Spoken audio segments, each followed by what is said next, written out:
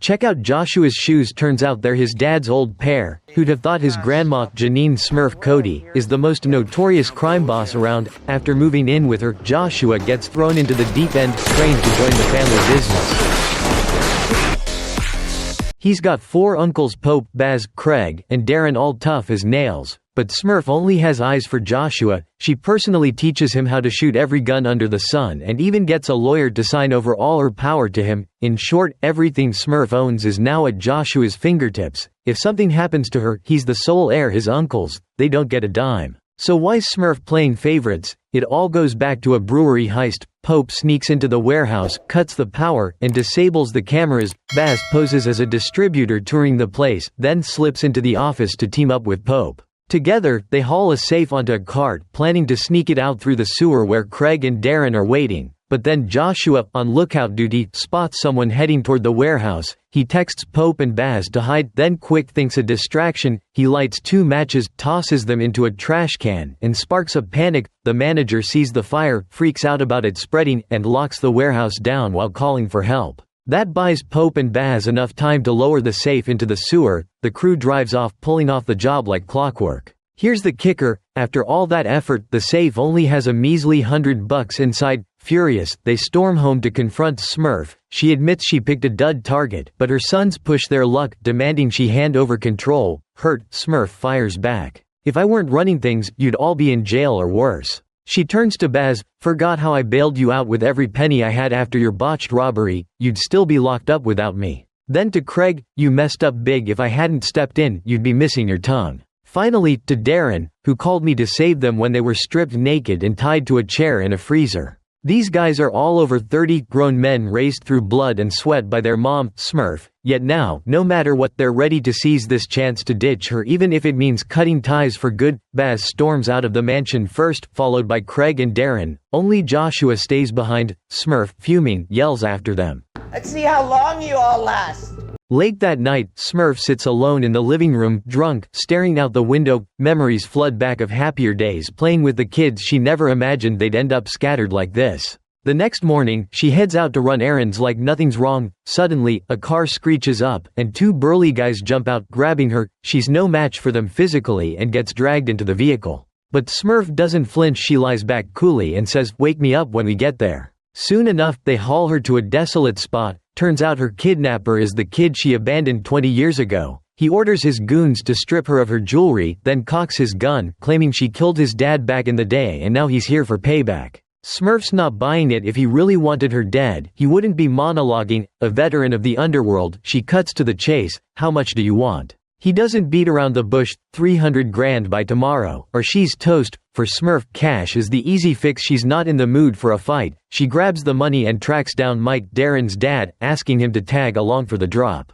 Big mistake. The second Mike sees the cash, greed takes over. Ignoring their 30-year bond, he threatens her to hand it over. Smurf's stunned. She can't believe he'd stab her in the back. "We had a baby together." Does he know that?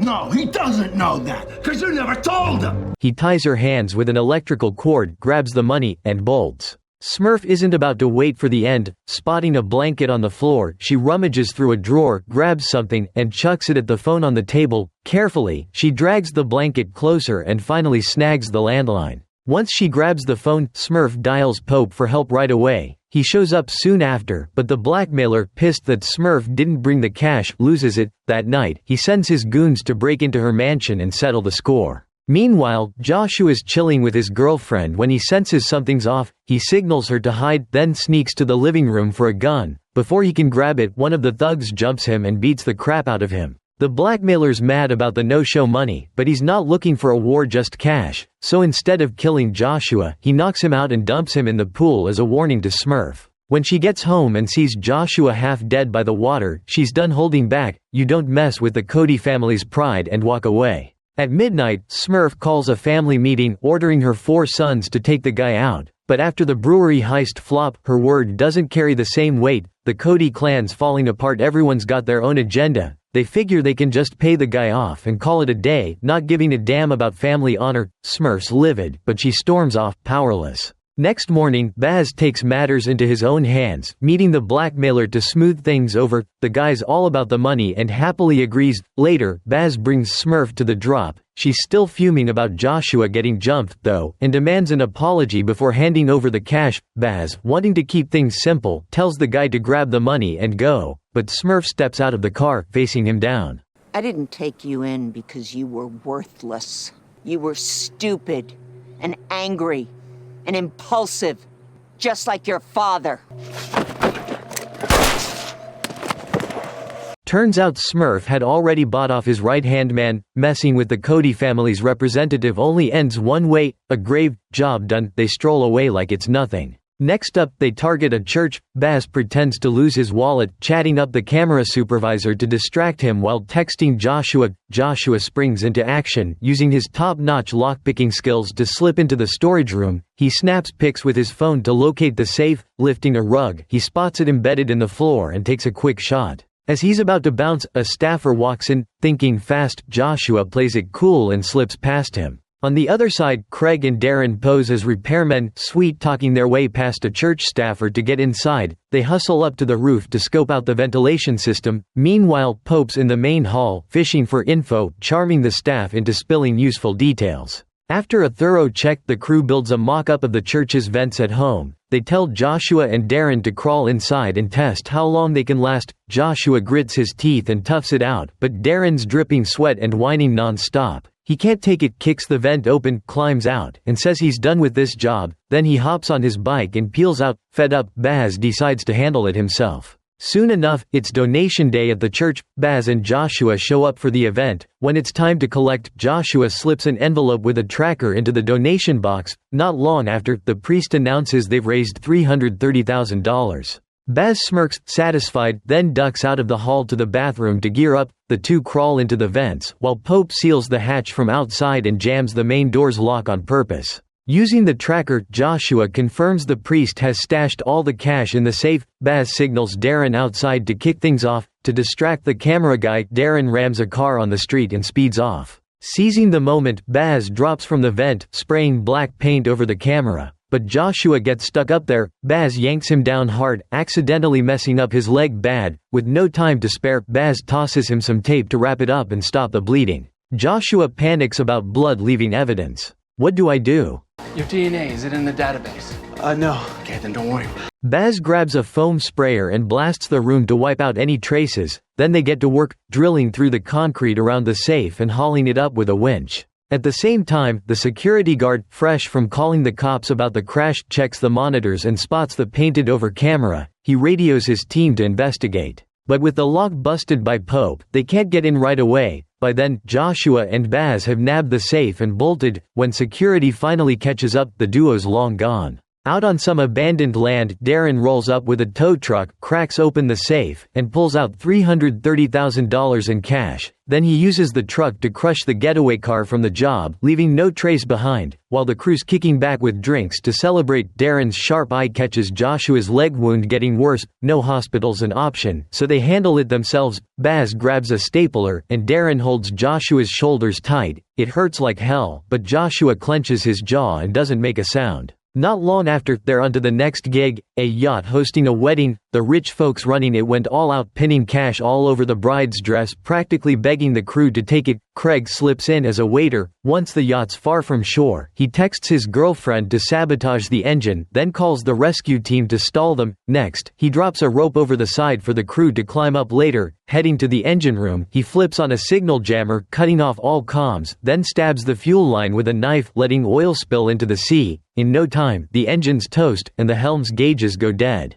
The captain notices and sends someone to check. Right then, Pope and the gang pull up in a speedboat, scaling the yacht with the rope. They split up. Joshua takes down the waitstaff and cooks. Pope handles the front crew, neutralizing them. Darren and Malcolm hit the main hall, locking it down. They announce it's just a robbery, no one's getting hurt as long as everyone plays nice. Words alone don't cut it, though. They need to flex some muscle. Pope shoves a waitress to the floor. Craig pulls a hero act to save her, only to get decked by Pope, who keeps up the fake beatdown. It clears Craig of suspicion and scares the crowd into submission, letting them run the show. They whip out bags, ordering everyone to fork over cash and jewelry. The bride's money-covered dress, fair game. But one rich lady won't hand over her ring and starts mouthing off. Joshua, clueless about Spanish, signals Malcolm. He steps up, barking at her in Spanish to give it up. Nada.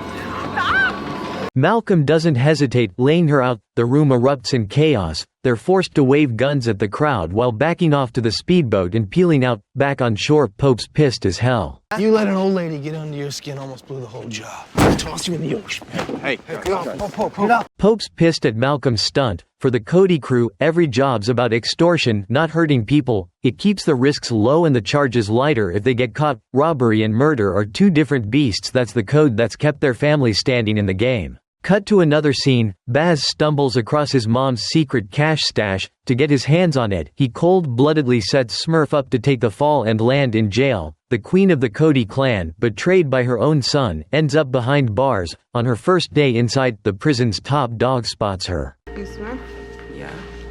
I'm Trujillo. Jay sent us. Smurf's heart racing a mile a minute, finally settles. She's impressed with her grandson's play. Not long before, Baz had sniffed out Smurf's money vault. He bribed the vault manager to spill the location, then slipped a tiny camera inside to scope it out. Next, he rented a warehouse next door, drove over to grab Joshua, and pitched him on the heist. Baz and Joshua hit the warehouse, buzzing through the dividing wall with an electric saw. Inside, they find over a dozen safes. They haul them all to their own spot, then patch everything up like nothing happened. Soon after, Smurf swings by with a bag to grab her cash, but when she opens the door, she freezes every single safe's gun. Meanwhile, the vault manager, flush with Baz's bribe money, buys a pack of smokes. He's about to light one when Smurf zaps him with a stun gun. Under her threats, he spills everything. Some stranger paid him off to give up her vault number. Smurf pulls out her phone, showing him Baz's picture.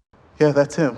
She swipes to Joshua's photo. He says he's never seen him. That's a relief, at least her grandson's still solid. Later, she tracks down Joshua and hooks him up with a lawyer. Smurf yanks Baz's power of attorney and hands the reins over to Joshua. Meanwhile, Baz knows the safe heist will eventually blow up in his face with Janine, so he decides to strike first. While she's out dropping her granddaughter at school, he sneaks into the mansion, grabs the gun she's stashed in the fridge, digs up the body of that bald blackmailer from way back, and shoots the corpse with it. Then he calls the cops. That night, as Janine's driving, the police roll up and cuff her. She's thrown in jail for murder, her prints logged into the system. Next morning, Baz pulls out a suitcase stuffed with cash and jewelry, gathers the crew, and spills the beans about Janine hoarding money all these years. He's playing the honesty card to win them over, hoping to dodge any revenge plots she might cook up later. But the loot he shows is just a fraction. Next, he pitches selling off all of Janine's properties and splitting it even. Darren and Craig aren't on board. They figure Baz can't outmaneuver Janine and walk out. Joshua gets up and follows. Later, he uses cash to hire prison muscle to protect Janine, then meets her to strategize. For now, Janine's handed all her power to Joshua. Without his sign-off, Baz can't touch her assets. As long as you don't sign anything, you'll be fine. Just stall, baby, okay?